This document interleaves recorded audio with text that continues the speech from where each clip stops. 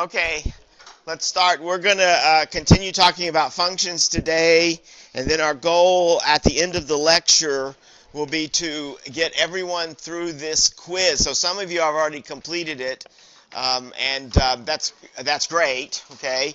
If you've already completed that with a score you're satisfied with, I'd like it to be 100, but if it's a high score, then we can go on to these next homework assignments. And so you can work on that in the period after the lecture while you have me and Taylor here. But since the quiz is due this evening, right, our goal is to get everyone a score on that quiz, and preferably a nice score, right, on that quiz. Remember, it's a little bit more challenging to take the quizzes because you can't go question by well, you go question by question, but you cannot check each question after you've done it, right? You have to submit the entire quiz for grading, and then if you want a higher score, you're going to have to retake the whole quiz, right? Okay,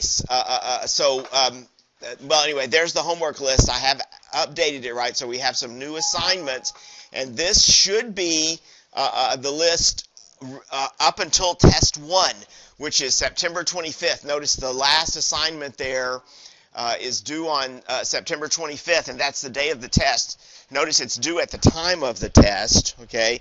So so that's the material that we'll use for the test, all right? That's the what we want to have complete, and the test will be the material that's also covered on these homework and on these homeworks and quizzes, right? So 2 weeks from today, okay, is that test. So we need to start thinking about that, the fact that that's coming up. So the things that one does, right, to prepare for tests, that's what you need to start doing now. You don't want to wait till the last minute. So so we've got to finish the homeworks, right, okay? And so that's really important. And, of course, come to class, right, between now and the test. Make sure you're in class because you don't want to miss anything, especially now right here before the test. And also now I have posted for you the first test review, okay? So here's finally something in Blackboard other than the notes. So if you go to the Blackboard page, this is the Blackboard page, right? If you scroll down there, you will see on the left-hand side sample test, that link. So if you click on that link, there's the first sample test, all right? So you can open that, and you can work from the from the document online, but you can also print that, okay, and work on it. Now that one is that when you open that, don't get discouraged because it's rather lengthy, but that sample test is comprehensive, so it's designed to give you lots of practice for the first test. But the test will not be as long as the sample test, okay? Right? So don't think, oh, there's no way I'm going to finish this in the time allotted. The test will not be as long as the sample test. The questions on the sample test will not be the same as the questions on the test. So don't think that you're previewing the test by taking the sample test. Nevertheless, it's very important that you work through the sample test, okay? Because that will definitely help prepare you for the test. We had a question. Nadine, what was your question? Sorry, I want you to ask, can you remind me when the test is going to be? The test is going to be the 25th, September the 25th. So that's in the syllabus. Huh? Is it paper? Yeah, it's going to be on paper, right? It's going to be on paper. That's right. So it will be on paper. It will be in style, but not in length. It will be very similar to the sample test. So when you've worked through the sample test questions, you will have a very good idea of how the questions are going to be asked on the test. They look very similar to the homework questions, but they're not taken from the homework. So there may be some subtle differences there between the style of the test questions and the style of the homework questions. But the type of the questions or the material they cover is exactly the same as what's in the homework. Okay, so I think there's a close relationship between the homework and the sample test and the test, all right, that's coming up. So it's September the 25th, yeah. That is the first test. That's the published date in the That's the published date in the syllabus, okay? September the 25th, 2 weeks from today, okay? And it's written, not multiple choice, written, okay? Don't do multiple choice questions. Those are evil, so I don't use those for the most part. Okay. So print that and get working on that. In addition to your homeworks, right? So you will have a lot to do, okay, between now and the test, but that's what's required to make a high test scores in college, okay? I mean, there's just a lot of work involved. Now, all right, so let me nag at you a little bit. Here's what's going to happen on test number 1, okay? But don't let this be you, okay? Some of you in the class will neglect the sample test, all right? So you will not get around to it, or for other reasons you won't do it, and so you won't open the sample test, or you won't pay close attention to the sample test, and then you will come to test number 1 and not make a good score. And the very first thought you'll have when you're leaving the test is, wow, I should have worked on the sample test, okay, all right? So do not make that mistake, okay? I think Taylor can vouch for this, right? The sample test will really help you, correct? Yeah, all right, so do not make the mistake of not working through the sample test. So you can do that in the Math Center, right, okay? In North 925, they can help you at any time with that sample test. It's not something you're going to turn in for a grade, right? This is strictly to prepare you for the test, along with the homework assignments. That's the best advice I can give you for passing test number 1. Okay, so I want you to get a high score on it. It's always great to have a high score on your early assignments and have those in the grade book, right? So that later in the semester, when you really get pressed for time, if you think you're pressed for time now, wait until later in the semester when you really get pressed for time. You'll be more confident, think, oh yeah, I already have some good scores in the grade book, right? Okay, so no matter what happens, I know I'm going to be in good shape. All right. Okay. All right. So we finished one assignment. Was due on Monday. Okay. So everyone worked on it. I think everyone or almost everyone has a score on it. I might have emailed you if you had a little bit of a low score, just to remind you that you can work past the due date for a couple of days, only a couple of days. So I think we're already now you're already now running out of time. But for a couple of days, you can work past the due date and still earn points on the assignment, but you'll get a penalty on those new points, right? Okay, but a few points might be better than no additional points. So you can so just remember, if you run past the due date, keep working on the assignment, right? Okay, to build your score as high as you can. Okay. All right, so I keep saying that, but a lot of people don't take advantage of that opportunity, but do that. But it only lasts for a couple of days. I think the extension is only like 2 days, and then you can open the assignment, but you cannot earn any additional points once you've gone past the second due date. Okay, so I keep talking there. I meant to ask questions. Are there questions? Anything? All right, so again, after the lecture today, our goal is to get a score in the gradebook on the quiz. Many of you have done that, right?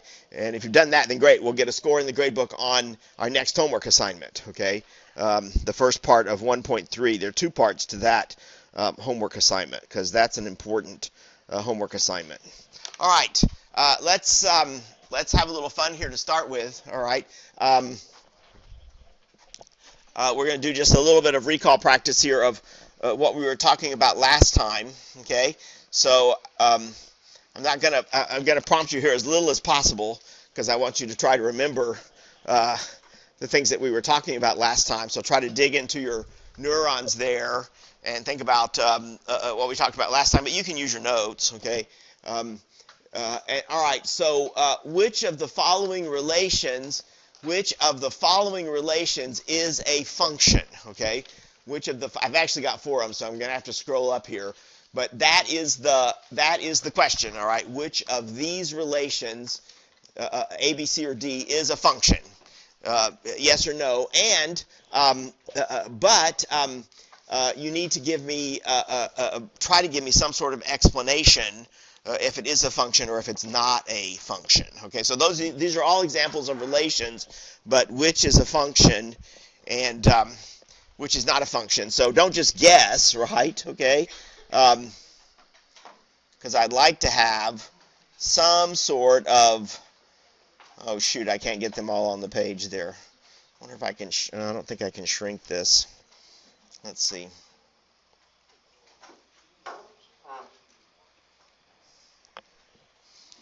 Let me try zooming a little bit less there.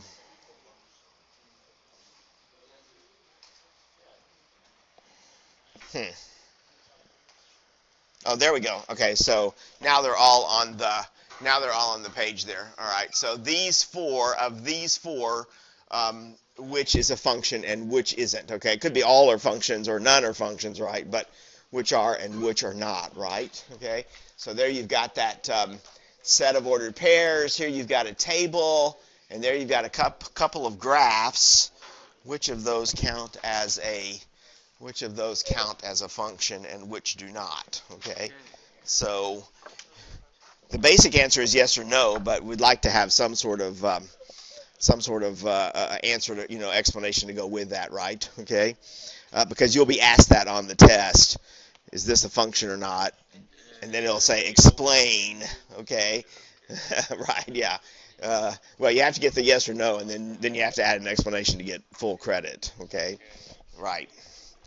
So write that down, right? Okay, if A, B, C, D, right in your notes there. You don't have to recopy the problem. The notes will be posted. Right now, I just want you to answer yes or no, and then why you think that's the case. Okay.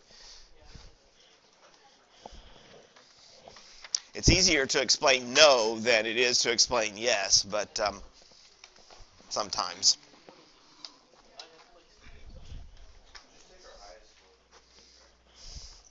Yes, it's just the highest score. Yeah, right. Are y'all put something down there? Right. Okay. Okay. All right. So think about it.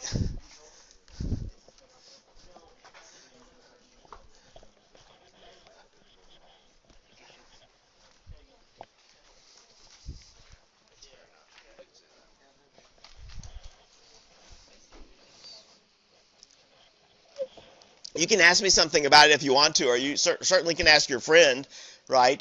Someone in your table about it. Okay. I'm happy to answer questions. I may not give you much help, but I'll try to say something there. Okay.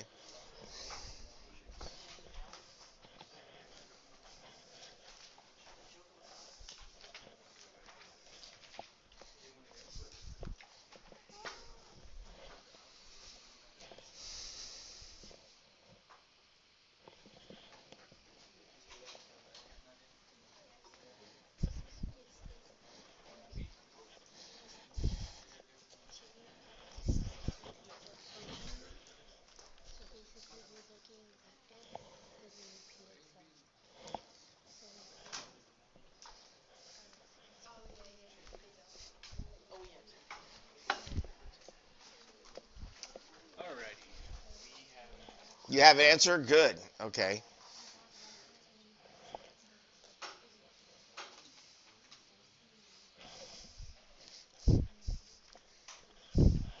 So if you have an answer, share with people in your group. Y'all have an answer?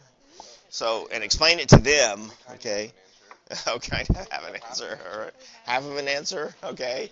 All right.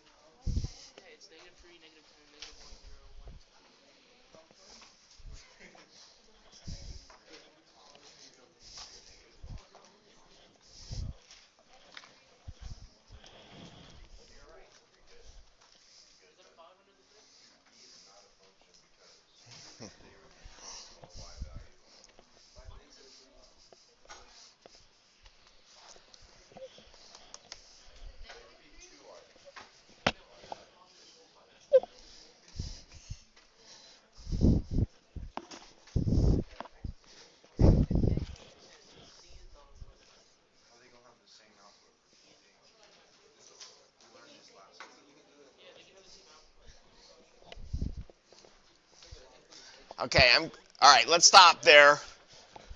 All right. This is just meant to be recall practice, all right? So to get you thinking about what's functions and what's not functions, right? Because we're going to launch into this lecture about functions. So I'm going to ask someone just to share what their thoughts are, and we can get the class to maybe back you up or contradict you, all right? So I'll just ask someone from my unasked list here, which I'm running out of cards. So Juan, what did you, for A, what did you think? Function or not a function? For A, yeah, it's a function. That's a function. So if I add, that's right. So Juan got that one right. That one indeed is a function, right? Okay.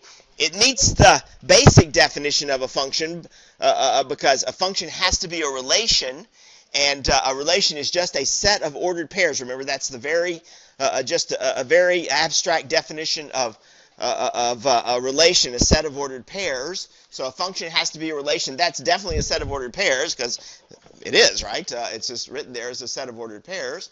And but remember, functions have this special property, what, Juan? So Juan, what makes that relation a function?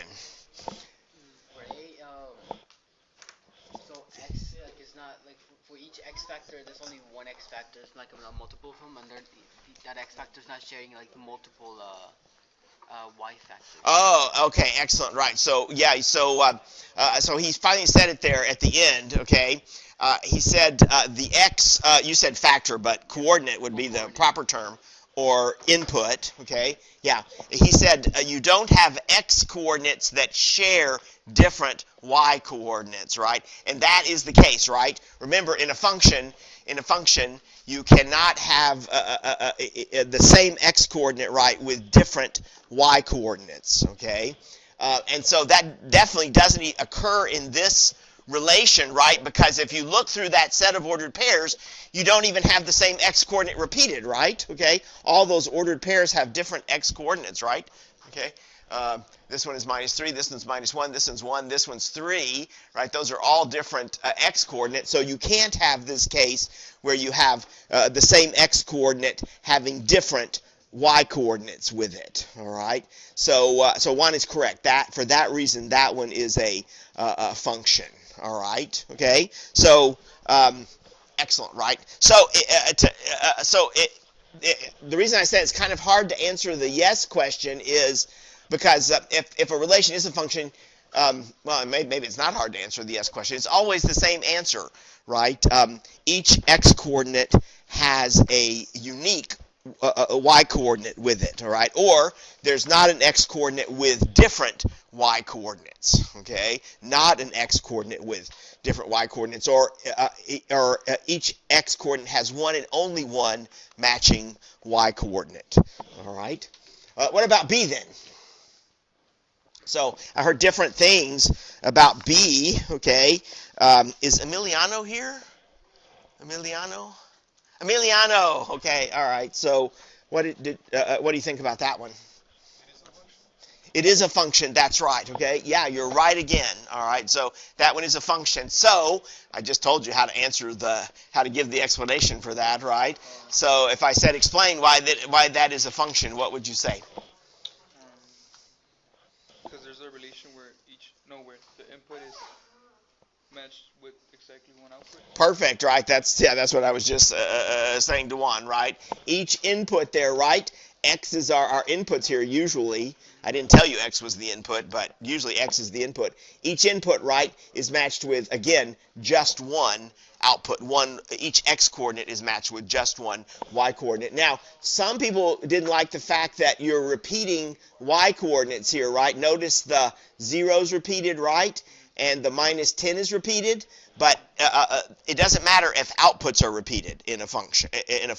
It's that the input cannot be repeated, all right, with different outputs. So you don't want to repeat x values in a function. You can repeat the y values though. Okay, that's fine. All right, so yeah, so Emiliano's right there. Okay. Oh gosh, I got two more. I want someone to miss one, okay?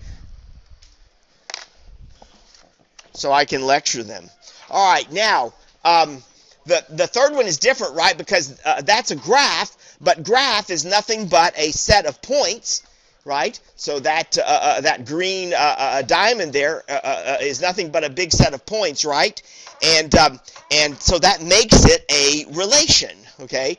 So that green graph there is a relation because it's a set of points, and points have ordered pairs. So that green graph is a set of ordered pairs, just like A is a set of ordered pairs. I just don't have all the ordered pairs listed out, but they're implied in that picture, in that graph. All right, so C is a relation, but our question now, is that going to be a function? Is Doris here? Doris. All right, so Doris, what do you say about C? Function or fiction? Not a function. Okay. You think what? Not a function. All right. So Doris says not. Doris, you are correct. Okay. So that is great. Why? Why is it not a function? So what keeps that from being a function?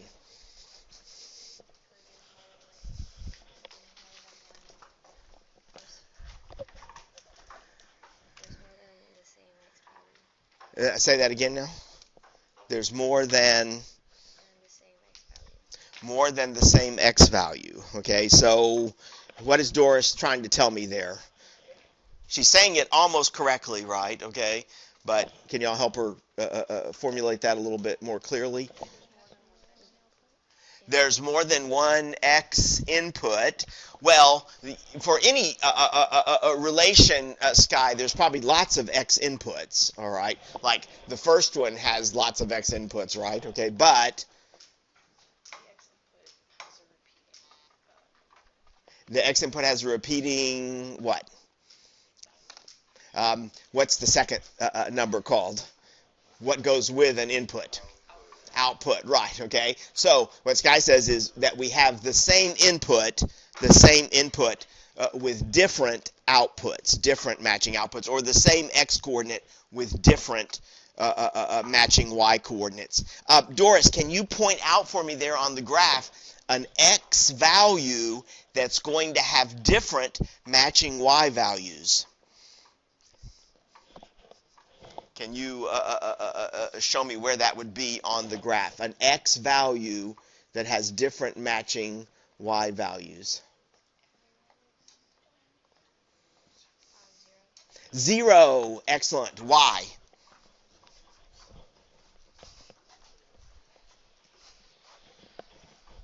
So Doris says 0. Why, Doris? Why is 0 an x value with different matching y values there?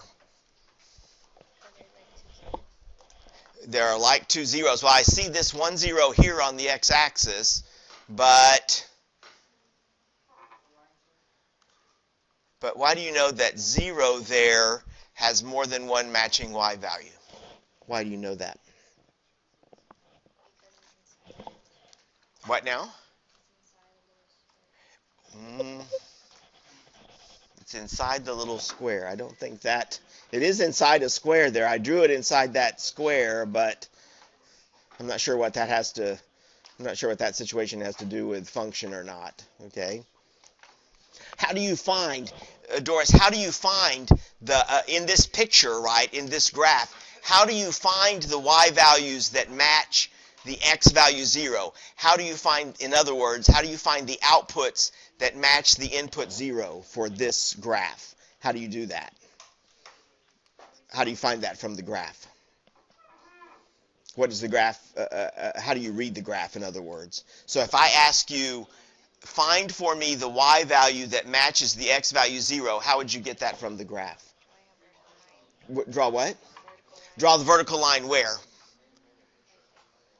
Draw the vertical line there to where?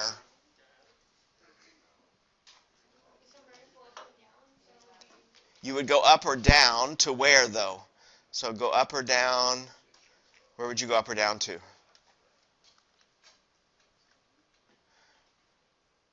How do you use the graph to find the y value that matches x value 0? How does the graph help you do that? Nadine, how does the graph help Doris do that? I think what she's trying to say when she said within the 0, I think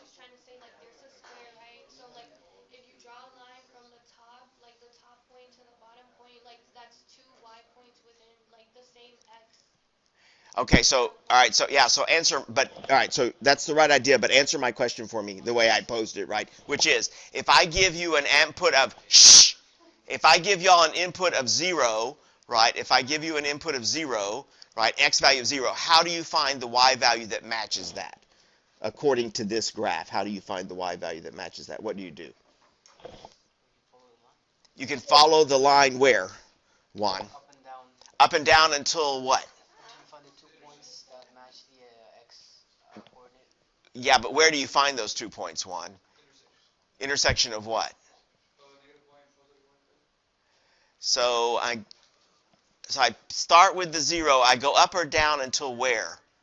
Do I go all the way up here, or I go all the way down here? Where do I stop? What edge? What edge are you talking about? Until you hit the actual point. Where what stops?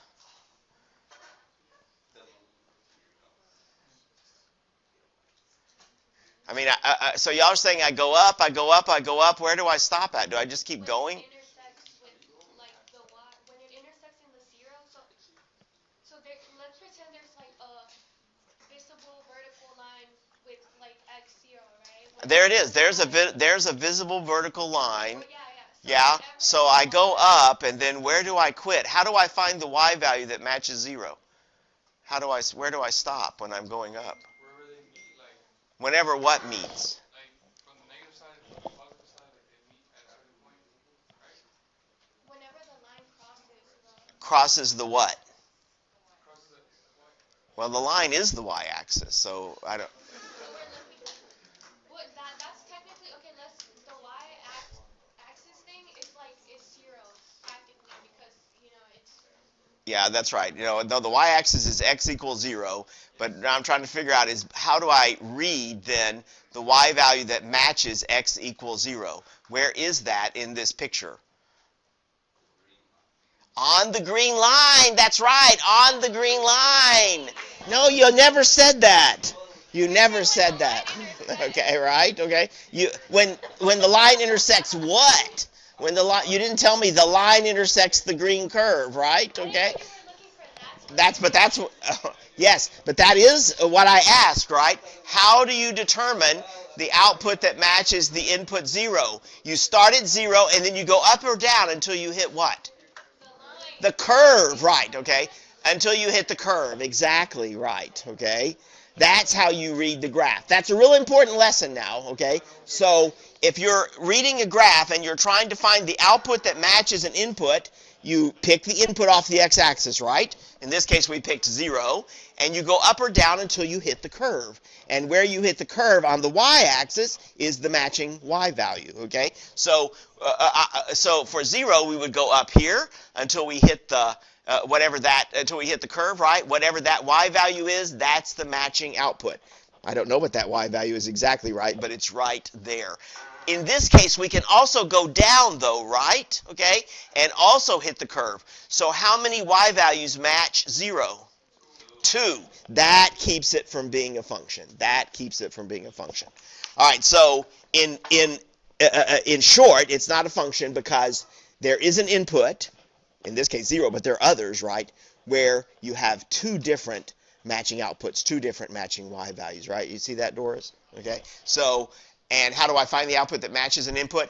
Go up or down until you hit the curve, right? Okay? That's what you do.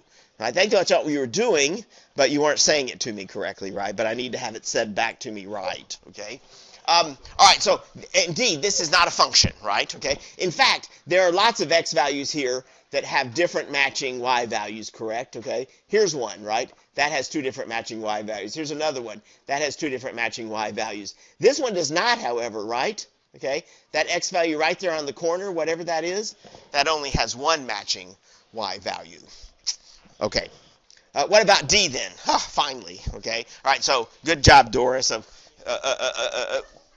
sticking with me there, okay? What about D now? Montel, all right? So Montel, It's a function. that is a function, right? So you got it right, Montel. So Y, the Y answer is always the same. So if it is a function, So same answer we used for A and B. Why is that a function?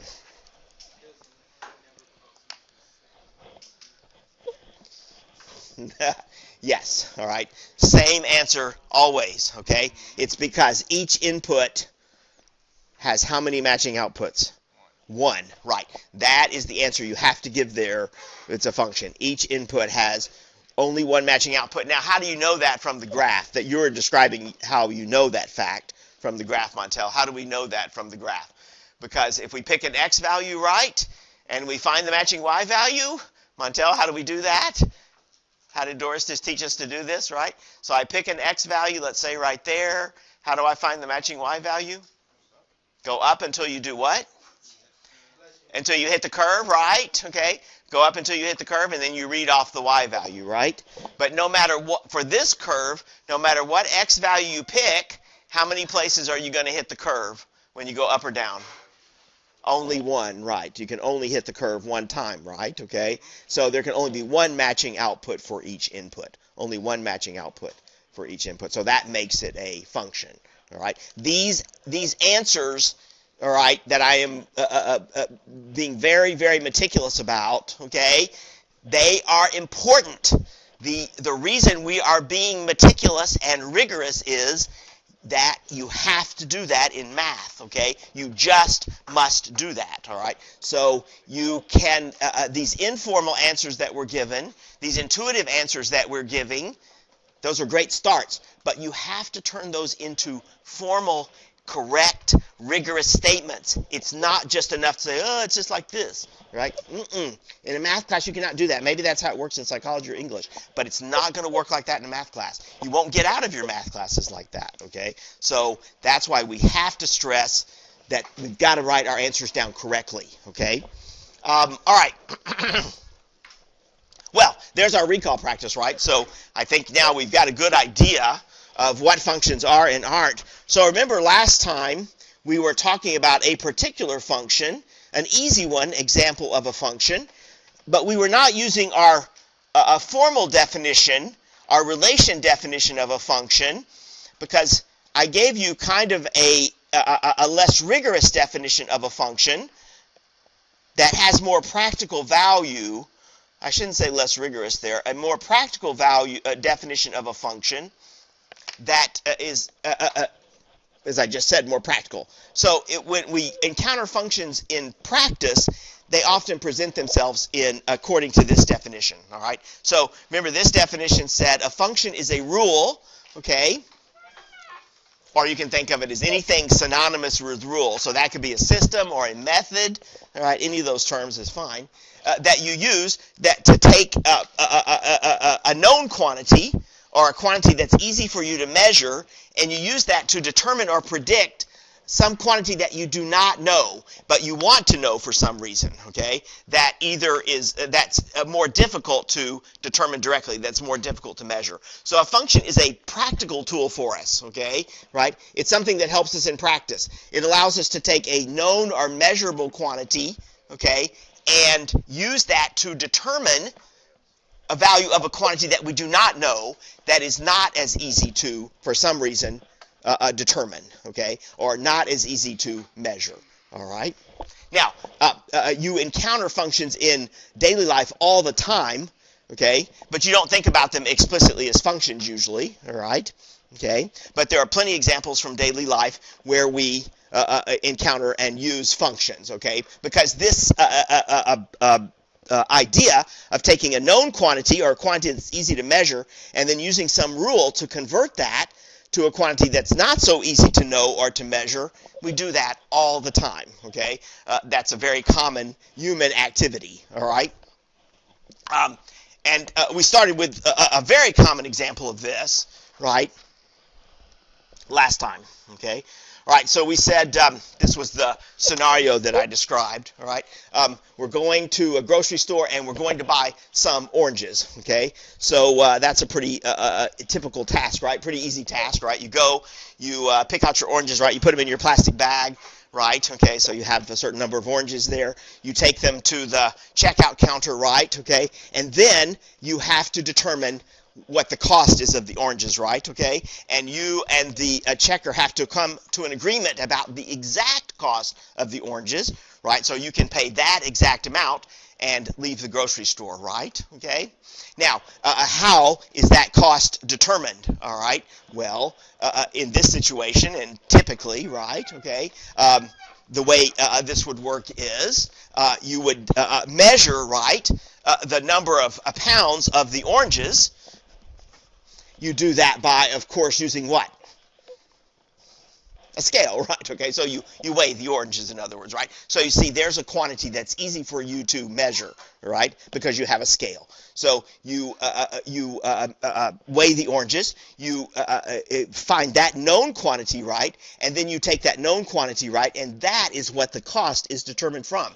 And how do you take your known quantity, of course, and determine the cost, which is what you and the checker need to know, right? Okay. Well, you just take the number of pounds and you multiply it by the price per pound, correct, right? Which is published there, usually right above the oranges, right? Okay, posted there right above the oranges. That is an example of a function, right? Okay. See, that is a method, right? A rule, a system, right? That we use to take a quantity that we can measure, like in this case, the number of pounds, right? And convert it.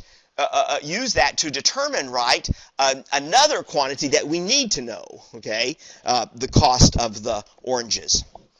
And the reason that this system or method is a function is, beyond the fact that you're taking a known quantity and using that to predict an unknown quantity, the reason this is a function is each number of pounds of oranges, right, is going to result in just exactly one total cost, right? Okay, you can't weigh the oranges and come up with two different total costs, correct? All right, and that's important when you're trying to check out from the grocery, right? Because you don't want to be arguing with the checker about what is the price, right, of the what's the total cost of those oranges that you have to pay, right? Both of you have to have an agreement on what that amount is, okay, right? Okay, so there cannot be any ambiguity there.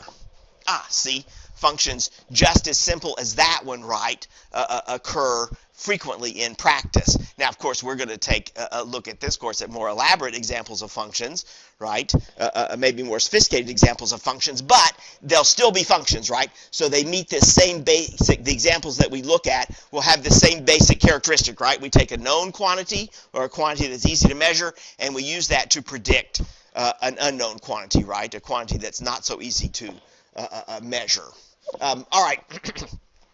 Now, we wrote this formula out, okay?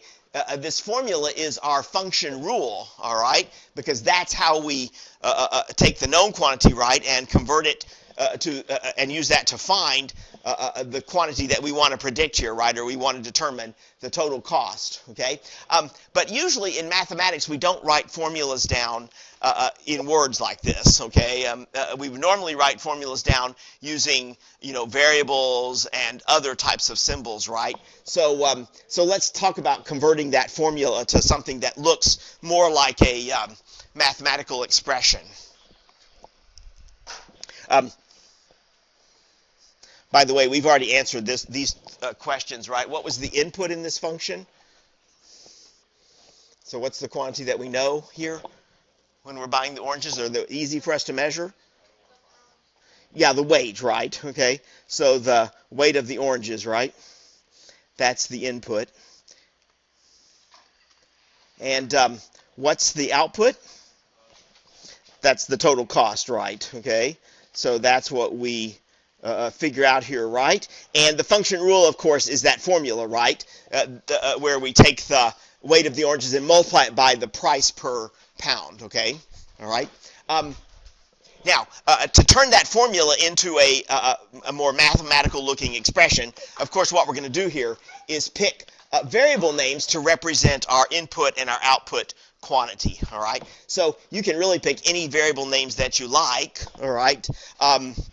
So for that weight of the oranges, you can use any variable that you wish, all right? So if you want to pick a Greek letter to represent the weight of the oranges, you're welcome to do that, okay? My favorite variable, though, or our favorite variable for input is going to be x, okay? So frequently we'll let the input quantity in a function be x, but you don't have to pick x. Anything would work, right? Sometimes you want to pick a variable name that reminds you of the quantity, so you might let here weight be W, right, just so you can remember what that means, all right? So this variable that you use to represent the input quantity, right, that has a name, okay, and it's not a complicated name. This is called the input variable. So if you hear me use that term input variable, you know what I mean there, right? Okay, that's just the variable, the letter, right, that we're using to represent the input quantity in a function. The output quantity, we can also give it a name, right? Okay, and my favorite output variable is y, all right? So I'm going to let y be the total cost here. This, of course, then would be called the output. Y here would be called the output variable. And now that gives us a nice, easy way of expressing this function formula, right? Okay, rather than writing it out in words, right? We can write y equals to what? The price per pound, which was, well, I got to remind myself, what was the price per pound there? $1.20, okay? So price per pound, $1.20 times the weight of the oranges, right, which is x. So there you come out with this very simple formula, y equals 1.20 times x, right? And that looks a lot more mathematical, right, than writing that out in words. Now, look, because this formula is a function, this formula, oh, this is true, right? This formula is a function. Each weight is going to result in exactly one what? Cost, right? Yeah, there's no way of using that formula and for the using the same weight and getting two different costs, right? Okay, that's not going to happen. When you take the 1.20 times whatever x choose, you're going to get one and only one y value, right? Okay. If you do the arithmetic right, you'll only get one y value. So this definitely is a function, and because this is a function now, we can use this special notation that we discussed earlier that indicates for us an output that matches a particular input. All right. So to use that notation, you have to give a name to the function, a separate name to the function, and I'm going to call this function f. That's our favorite name for functions, but we can use different names as well. Okay. Pretty obvious why we would choose f, right? Okay. And once you've chosen the name for the function, then that special notation I indicated here was the name of the function and then the input inside the parentheses after the function name. Okay. Remember, how do you read that now? It's not f times x, right? How do you read that off the page? F of x, right. But f of x just means the output that matches the input x. That's the same as y, okay? Right? Because the output that matches the input x is the output value y, okay? So that's why we can write there f of x equals to y.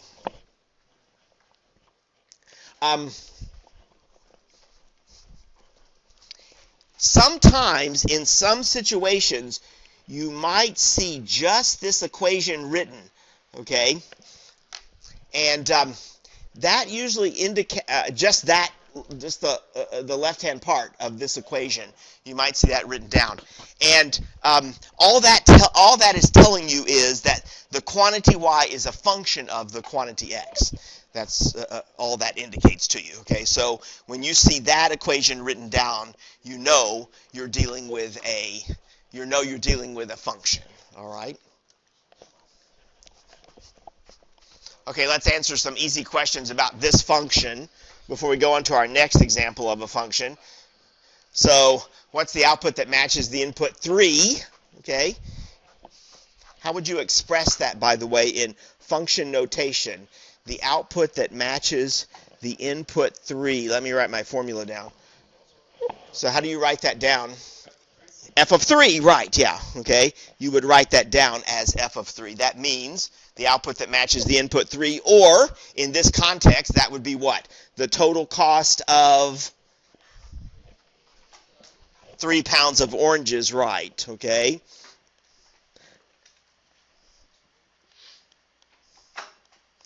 So total cost of 3 pounds of oranges.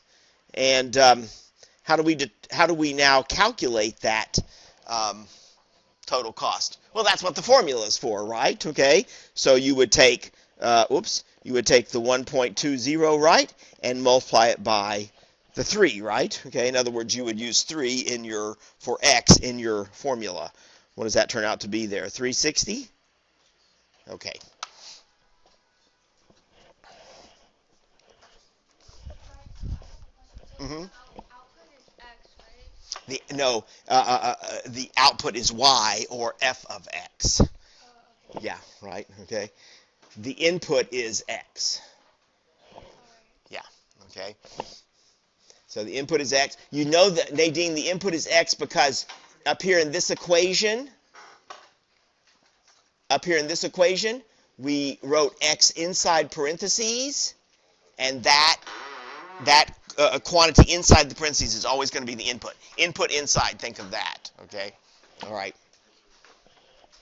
Now, I did two things when I was working with f of 3. Okay. I first wrote down the meaning of f of 3. Okay. That's called just interpreting the function notation, Ben. That's called interpreting the function notation. So that's not evaluating it. That's just explaining what it means, all right, in words. If you want to compute f of 3, that's called evaluating the function notation, all right? That means give it a value, okay? And the value, of course, you give it comes from your formula. That's the 360, all right? So I did two things there. I interpreted the function notation, and I also evaluated it, okay? Interpret means describe in words. In this context, that's what interpret means, okay? So this is interpret the function notation. But if you actually give a value to f of 3, that means you're evaluating the function notation. Those are two different kind of things, kind of processes there.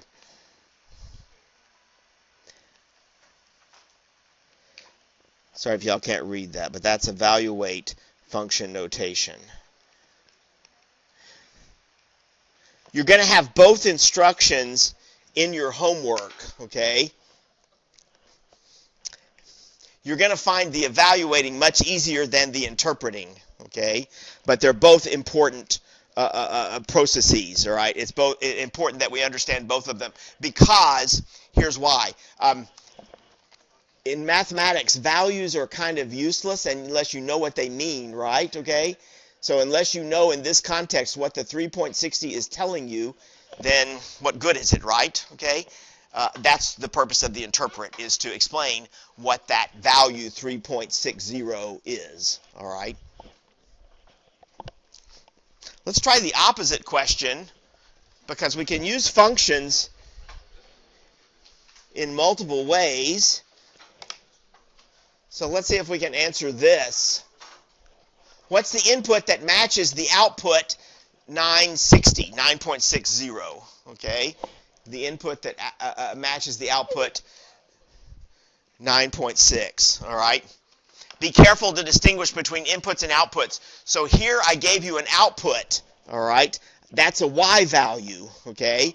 So I gave you an output there, a y value. And what I'm asking for is what is the input, it could be more than one, that matches that output 960, okay? That means I'm looking for an x value. I'm looking for the input. So you divide it by 1.2? Well, so you divide by 1.2, that's kind of the idea. When you divide by 1.2, though, you are doing something a little bit larger than that. Forgot your name there. Emiliano, right, okay. Emiliano, let's try to describe that process a little bit more generally, okay? So I gave you a y value, right? 9.6 is the y value. That's the output, okay? And you're looking for the x, right? Okay? So in general, if I have a function and I give you the, if I have a function formula and I give you the y value and you want to find the x, in general, how would you do that? Since it's 1.20 times x, right? Oh, so you're thinking of the function formula. So the function formula was 1.20 times x, right? And you were trying to find the x that made this what? Oh, we gotta make it equal 9.6. Yes, exactly right, okay? You want x Right, okay. So in other words, and you said divided by 1.20, so what were you doing in effect? What were you doing with this equation? Seeing how Not evaluating it. seeing how many times 120 could go into 9. Yeah, that's right. Okay, seeing how many times 120 goes into 9.60, right? Because you would do that to, what do you do with equations? When we have equations, what do you do with equations? Well, that's already set equal to something. So once you've got it set equal to something, what do we like to do with equations? We like to solve them, right? You're solving an equation, Emiliano, okay? That's what you were describing to me, okay? Is you're solving an equation. Where did the equation come from, though?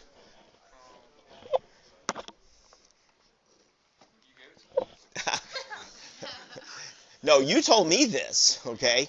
I didn't give it to you. But where did that equation come from? You took the formula, right? Since f of x equals y. Wow. Yeah. Oh, boy. Wait. Yeah. Let's stop. I like that. Okay. Wait, let me write that down. Since f of x equals y, right? Okay. And what did you know here in the y equals f of x? Emilio, what did I give you?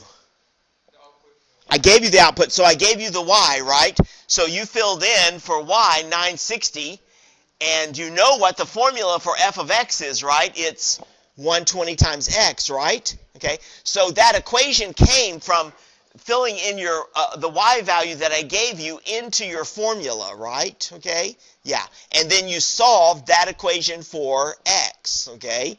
Well, we almost solved it for x. It's 960 divided by 120, right? Does that work out nicely? Is that 8? There we go. So the answer here is 8, right? X equals 8. But again, how did we find that? We were given the output. How do we find the matching input? We took the formula and set it to... No, okay. I gave you the output, so you know the output, right? Okay. How do you find the matching input? Set it equal to the... No, the input's what I'm looking for. Set it equal to the output that I gave you. Right, okay. All right. Yeah, listen to what you got to listen to what I said. We know the output, right?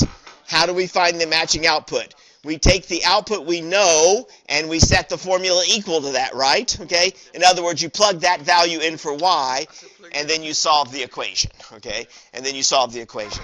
Now you could probably have guessed that by just doing a little bit of trial and error. You could have realized, 8's got to be the right answer there. But in effect, what you were doing is solving that equation in your mind, okay? All right? Look at the sample test, okay? That will be a good guide for what you have to explain, okay? All right? It depends a little bit on the problem, all right? All right, now, functions are relations. Functions are relations, so they have domains. They have domains because relations have domains. Remember, what is the domain? It's the x, but it's not just the x. It's a domain is a set. So, how would I describe that exactly? The domain is what set? The set of all x coordinates. The set of all x coordinates, right? It's the set of all x values, right? Okay? And the range is the set of all y values, all right? So look, so when I ask what is the domain here, I'm asking what numbers can you use for x? What numbers can you use for x? That's a big set, okay? But can we kind of describe that set? All real numbers? Well, maybe, okay, because that's a big set, all right? But real numbers include negatives, right? Okay, and I don't think in this situation you're going to use a negative value for x. Why not? Because you can't have like You can't have negative weight, right? Okay, yeah, remember x is a weight, right? Okay, so you're not going to have negative weight. I also don't think x is going to be 0, okay, because that means that you haven't done anything here, right? You're not purchasing any oranges, right? So there's no reason to calculate the price. So I don't think x can be 0. But I can't see any other restriction on x. There's certainly some limitations, right? Okay, but it's hard to know what those are. So if you're, because there's not infinitely, there's not the infinite amount of oranges in the world, right? Okay, but nevertheless, it's hard to know what the maximum x could be is, right? So I think the right way of saying the domain is not all real numbers, but what kind of real numbers? Positive, right, yeah. Positive real numbers. Not 0. 0 is not positive, by the way. Okay?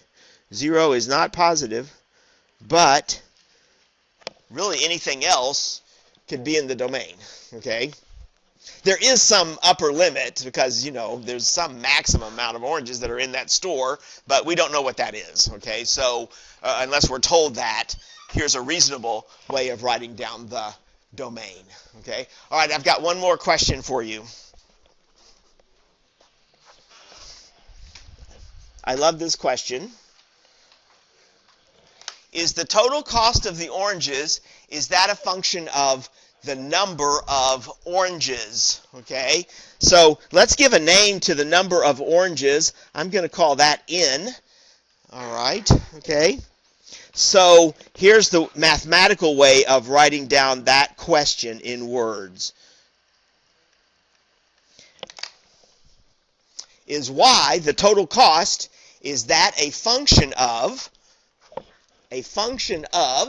the number of oranges? Okay? So this is another yes or no question here, right? It's either a function or it's not. Okay? So what do you think there? All right. Notice I didn't say weight of the oranges. I said number of oranges. Okay. Kevin says no. All right. All right. So you said no. So you have to explain to me why not. Right. Okay. The total. We get the total cost by using the weight, not the. You know what I'm saying? Like. Well, no. Yeah, I know what you're saying, but that's not. Is the numbers, right? Like total number. It's a number. 1, 2, 3, 4. Right. It's the number of actual oranges. Right. That's the number of actual oranges. Right. That's okay. Different from how we got that.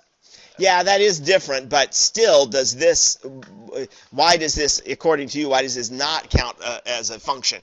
You say it could be a different function. Oh, I thought you were asking if it was the same kind of function. So you're just asking is it a function at all? Okay, so if I give you this number, can you determine this value? Yes. So if you gave me the number of oranges, can I determine the cost of those? Yeah, that's right. Could you use that to determine the cost? Okay. All right. Thank you. All right. That's a good question. That's why I ask it there, right? Okay. So, yeah. Well, let me pose it a different way. Kevin, all right, you buy 10 oranges. 10. Let's say 10. So you put 10 in a bag, all right? Emiliano, you go to the same store. You put 10 different oranges in the bag, okay? So you both go to the checker. Is it possible that you could end up paying different amounts? Yes. Why? Because we have different pounds. Because the weight might be different, right? Okay? You might have picked 10 really big oranges, and Kevin might have picked 10 really tiny oranges, right? Okay? They're still 10, but you take them to the checker, and what comes out different? Total cost. The total cost because of the weight. That's right, okay? So the answer no was correct, Kevin. All right, it's not a function because Why not a function? Because you can have different outputs in this case for the same input. See, you had an input of 10, but you could end up with different total costs, right? Okay? You cannot have that in a function, right? Cannot have that. You understand what I'm saying there, guys? All right? You cannot have that in a function. You cannot have the same input giving you different matching outputs, okay? Right? That's what prevents from being a function. That's why we're concentrating on functions, because we want to avoid exactly this situation.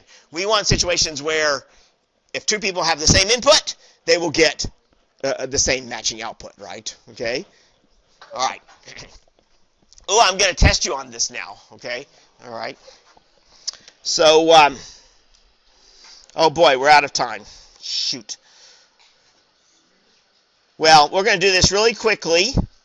So we'll do this with your group, right? Okay. Let me see if I can get this small enough we can see all of this. Can y'all read that?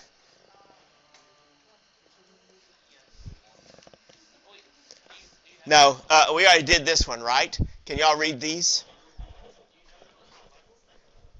No, not yet. I don't have it posted on Blackboard. Let me try going up just a little bit. Do I have enough? Do we have enough groups here now? Let's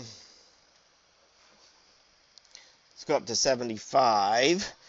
And let me see if I can go. Nope. All right, so y'all are going to have to squint.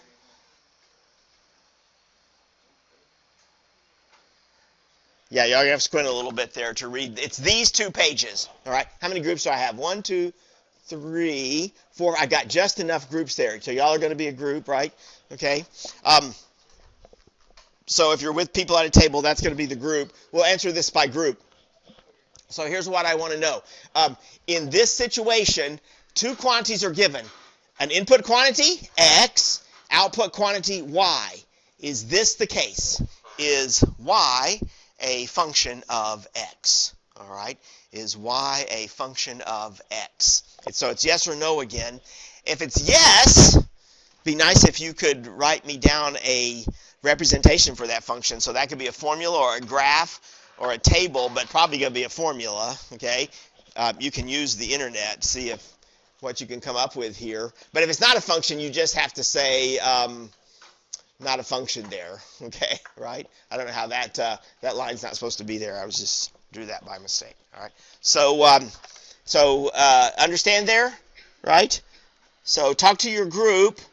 Let's see if we can quickly answer this, okay, right? So let's go, let me number. So y'all will be A. Y'all have an easy one there, okay? B, you guys are C.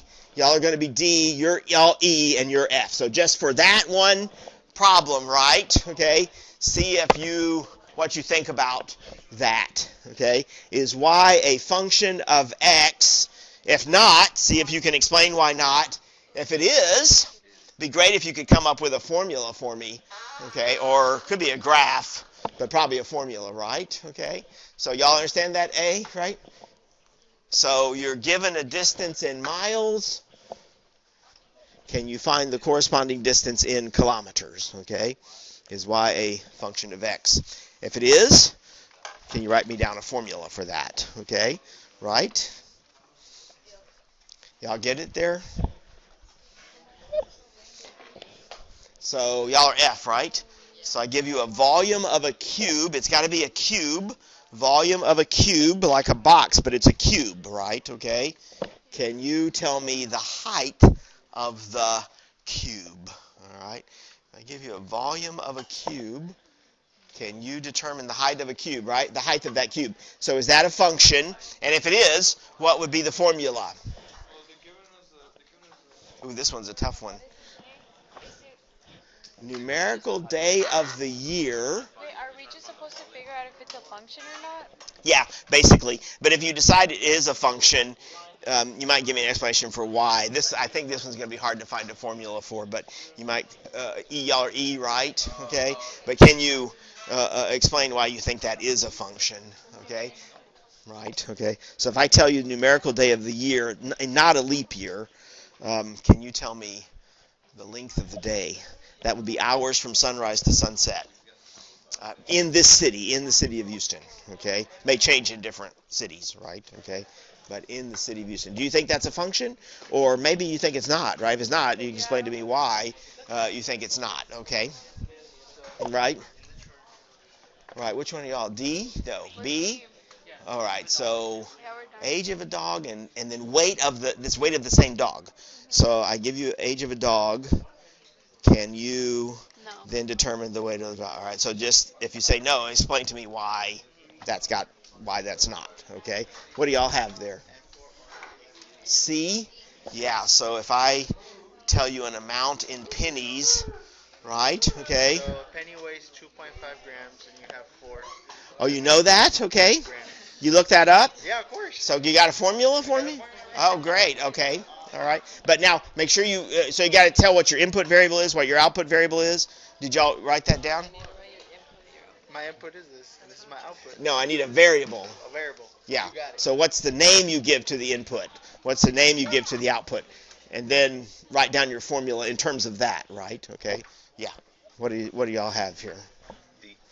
D. Okay. So height of a cylindrical can. If you know the height of that, right? The height of that, then Can we find the volume? yeah. No. Can you find the volume? Okay. So so you say no. Because we need more than the height. Well, let's think of it this way. You say no, right? Okay. So if the answer is no, Kevin, that means there has to be for one height, right? Okay. There has to be different volumes, all right? So you have to explain to me how that's possible. Because they could have a different base. So draw that for me then, okay? Yeah, draw that so you can be convincing for the class, okay? All right? What did y'all get there? Oh, numerical day of the year? Right, okay, yeah. Y'all think that is or is not? No, you think it's no? The length of the day changes, that's right, okay? But remember, I'm telling you what the numerical day of the year is, right, okay? That's not enough, info to, find out what the length of the day is. So, for instance, today is day 254. So if I told you day 254, yeah, it goes with it, right? Yeah, okay. So I told you we're on day 254. Can you tell me what's the length between sunrise and sunset? Okay. Yes. So it is. Oh, you say it is, okay. I think so. Okay, right. So y'all hash it out there and decide what you think. Okay. You got to come to a conclusion really fast, because so for your group, write down yes or no and then your explanation, right? Okay. And if you've got a function and you have a formula, that would be great. You can tell us what the formula is. All right. Then you have to give it your best collective thought there, right? Okay, all right. Like this? Did y'all draw a picture there? It's like this, basically. Yeah, That's not like a that. different cylinder. Just draw it. Just draw it Let there. me show you a visual representation. Well, those things are not. This is not even a cylinder, right? It is if you make it shorter from on top. I don't think there's any way to make that into a cylinder because it's going like this, right? Okay. No matter where you cut it off, it's not going to be a cylinder, right? Okay. Right. All right. So you already got your formula written down. Okay. All right. Y'all got something there? Got something there for me? Okay. Let's start. Let's see what people say, and we'll see if the class agrees. All right. So A there. What did y'all say about that? So if you know. All right. Shh. All right. So Group A says that the distance in kilometers is a function of the distance in miles. Okay. So they're saying that's true. All right. In other words, y in this case, they're saying is equal to f of x. All right. It is a function. Do you guys have a formula for that? So if you have distance in miles, you have a formula that you can use that I can compute the distance in kilometers? Okay, well, that's not a formula, so how do you turn that information into a formula, though? So how would you take the number of miles and compute the distance in kilometers? 1 point what? 6? This times...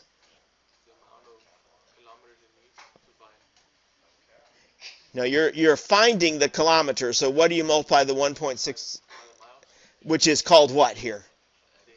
X, right. Okay, yeah, all right, okay. There it is, all right. So they said, yes, this is a function because we can just take the miles, right, and multiply it by 1.610, and that will give us the corresponding distance in kilometers. Perfect, all right, so there you wrote your first function there, okay. That's nice. All right, B. Yes or no?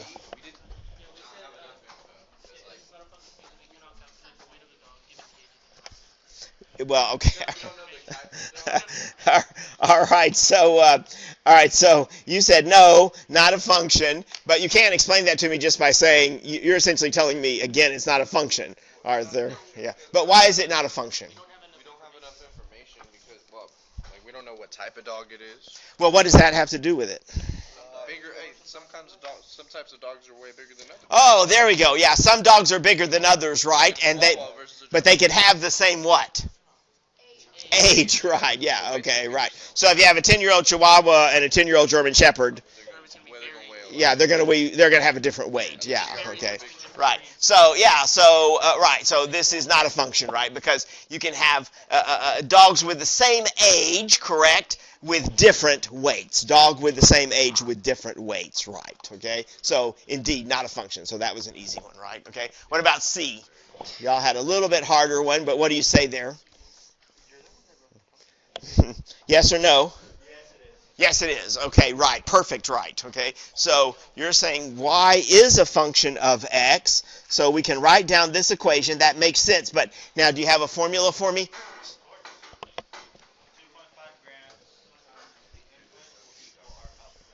2.5 times x. Yeah, okay. I think that's right, yeah, because each penny weighs what? Is it really that heavy? Right? I'm surprised with that too. But they gave me an ounces, but I just tried to go by grams. Okay. All right. So we need to double check that. But I think your basic idea is right there. Okay. Find the weight of a penny, multiply it by the number of pennies that you've got. Right. Okay. And there you go. Right. That will give you the weight. So that is definitely a function. What about D there? No. They said no. Okay. So the height is not of a can is not. I'm sorry, the volume is not a function of the height. Did y'all demonstrate why that was not the case? Do y'all have a picture of that? Did you draw one, Kevin? You want to show it? Okay, all right. So Kevin drew a picture. Now you got to bring it up here, Kevin.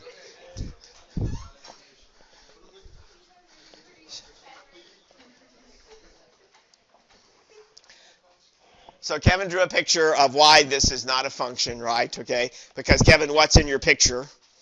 Same. Oh. It's the same height with different bases. Yeah, and so you've got two cans there with the same height, right? Okay, so those cans are supposed to have the same height, but they have different Bases. Which leads to different what? Volumes. Volumes, right. So obviously these two cans have different volumes, right? Okay, but they have the same height. So volume is not a function of height, right? Okay. Yay! All right, y'all are doing so good. E has got the really hard one. This is a hard one. Yeah, y'all had one. What did y'all come to a consensus there on? Is y a function of x? There. So is if you know the numerical day of the year, not in a leap year though, because that changes things slightly, right? Okay. But if you know the numerical day of the year, can you determine in Houston what the length of the day is going to be on that day? So for instance, today is numerical day 254. All right, this is the 254th day of the year. So, if you know the numerical day of the year, of course, then you'll know what the calendar date is. Can you use that to determine the length of the day? We mean the time period between sunrise and sunset. Okay, so what'd y'all decide there? Is y equal f of x or not? Got to say something there. I mean, it might be.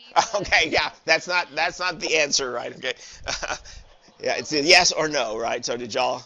Okay, we'll say no because. You'll say no. Connection between. No connection there. I mean, there might be, but I don't know the connection. Okay, all right. So they're saying it's not. Okay. Anybody disagree with that? Emiliano, why? Because like as you go,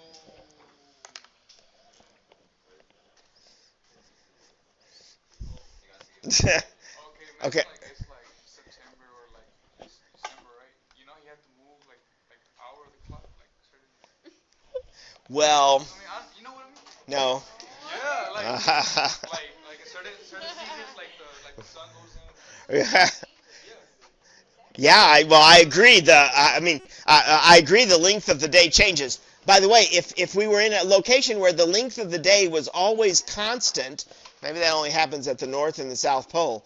If we were in a place where the length of the day was always the same, or maybe that happens at the it's the equator. Okay, so along the equator, I think days all have the same length. So if you're at a place where days have the same length, then this would be a function because the output would always be the same, right, no matter what the input is.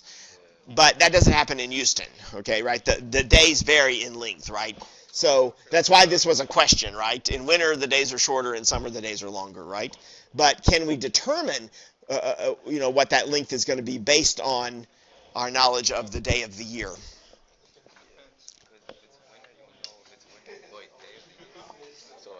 But it's Houston, Okay, I claim the answer is yes. I claim the answer is yes, and I'm going to let y'all think about why that's true, okay? Why is that true? But you just have to watch your TV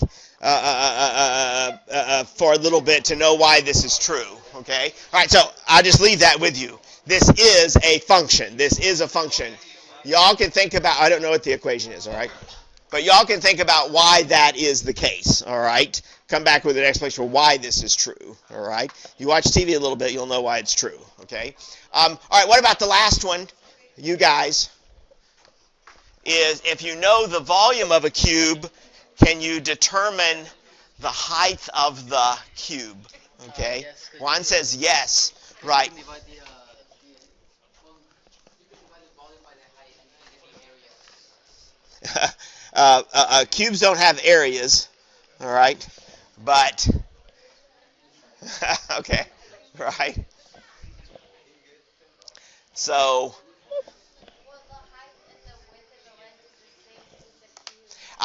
the height and the width and the length are all the same because this is a cube. And how do you determine the volume of a cube? Yeah, you determine the volume by multiplying the height times the length times the width, right? But if they're all the same, then they're all going to be what? What am I calling the height here? What variable am I using for that? Y. No, the height. I'm sorry. Yeah. Okay. Right. Yeah. Y. Right. Okay. So you know that. I'm sorry there. So you know, y'all just told me that the volume is equal to y times y times y, right? Because the length and the width are the same as the height, correct? Okay? All right, so we know this, right? If we know the height, we can calculate the volume, but here I want to go backwards, right? I want to, if I know the height, right, okay? I'm sorry, if I know the volume, I want to calculate the height. So how can you get y? How can you solve this equation for y? This equation is x is equal to y cubed. So how can you solve that for y? Do what? How can you get rid of the cube? Not square root it, but cube root it, right, okay? So take the cube root here of both sides, and there you have it.